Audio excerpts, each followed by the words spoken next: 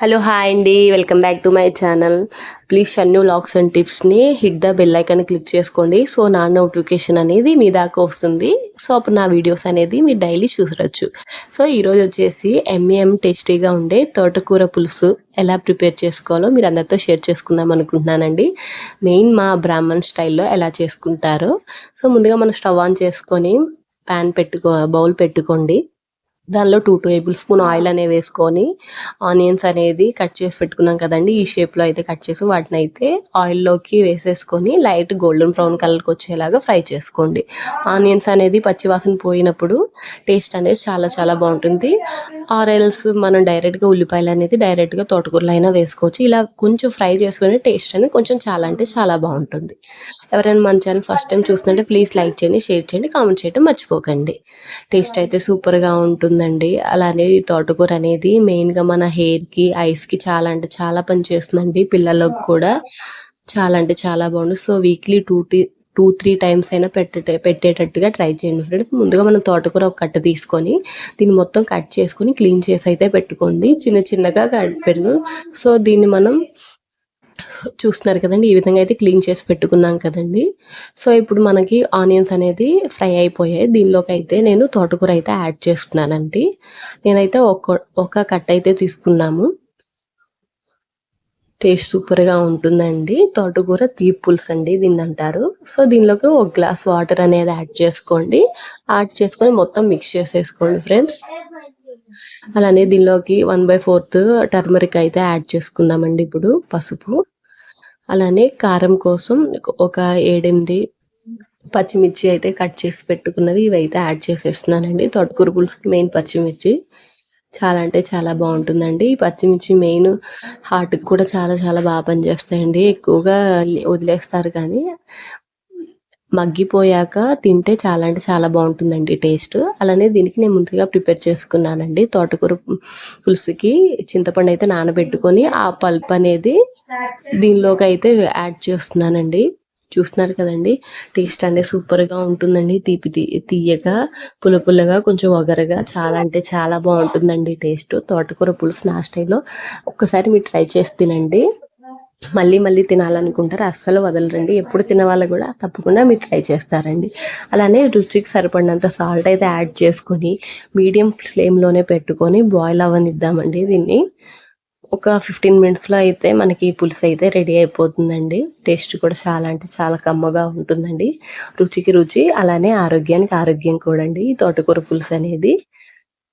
మన వాటర్ తగలకుండా ఉన్న 2 డేస్ అయినా కూడా ఉంటుందండి. నౌడేస్ ఎవరు మార్నింగ్ కూరలు అయితే నైట్ అయితే తింటలేదు కదా. సో నేనైతే ఒక బెల్లం ముక్క అయితే తీసుకున్నానండి. మన తీపి తినేదాన్ని బట్టండి.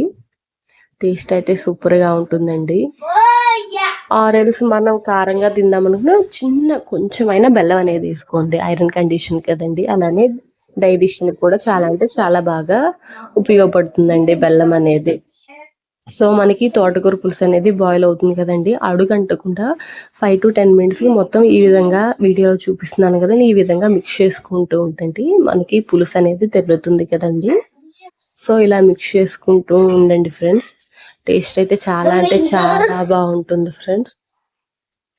మనకైతే ఈ పులుసు అనేది బాయిల్ అవుతుంది కదండి. ఇప్పుడు దీనిలోకి మనం ముందుగా నేనైతే ప్రిపేర్ చేసి పెట్టుకుంటానండి. 1 టేబుల్ స్పూన్ శనగపిండి బేసిన్, అలానే 1 టేబుల్ స్పూన్ రైస్ ఫ్లోర్ బియ్యం పిండి అయితే 2 మిక్స్ చేసేసుకొని కొంచెం వాటర్ అనేది యాడ్ చేసుకొని పెట్టుకోండి. నేను మీకు చూపిస్తున్నాను కదండి, మన తోటకూర అయితే మొత్తం బాయిల్ అయిపోయింది, మెత్తగా అయిపోయింది ఫ్రెండ్స్. సో ఇప్పుడు నేను మీకు ముందు చెప్పాను కదండి, శనగపిండి 1 టేబుల్ స్పూన్, బియ్యం పిండి తీసుకొని దీన్ని కొంచెం లిక్విడ్ కన్సిస్టెన్సీలో ఒక చిన్న టీ గ్లాస్ వాటర్ అనేది యాడ్ చేసేసుకొని మిక్స్ చేసి పెట్టుకుంటున్నానండి.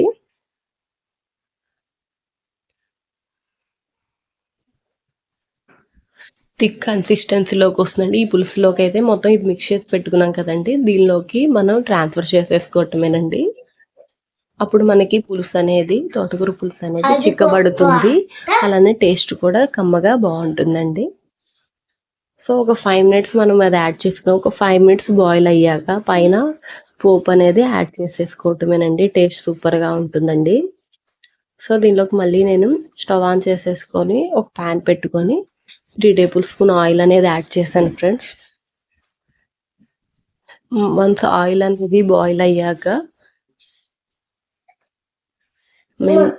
మెంతులు, ఆవాలు, ఎండుమిర్చి యాడ్ చేసేసుకొని కొంచెం లైట్ గోల్డెన్ బ్రౌన్ కలర్కి వచ్చాక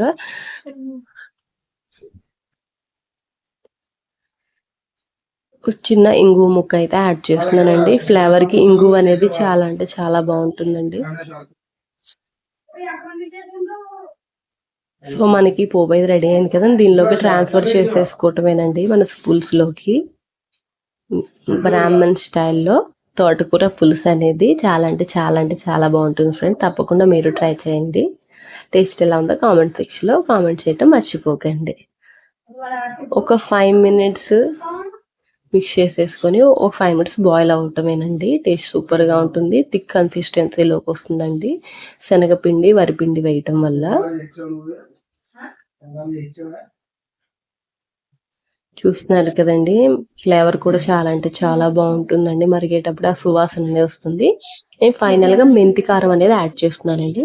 మెంతి కారం రెసిపీ మీకు కావాలనుకుంటే నాకు కామెంట్ సెక్షన్లో కామెంట్ చేయండి. నేను అది కూడా వీడియో తీసి అప్లోడ్ చేస్తాను ఫ్రెండ్స్. టేస్ట్ అయితే సూపర్గా ఉంటుందండి ఆ ఫ్లేవర్ వస్తూ.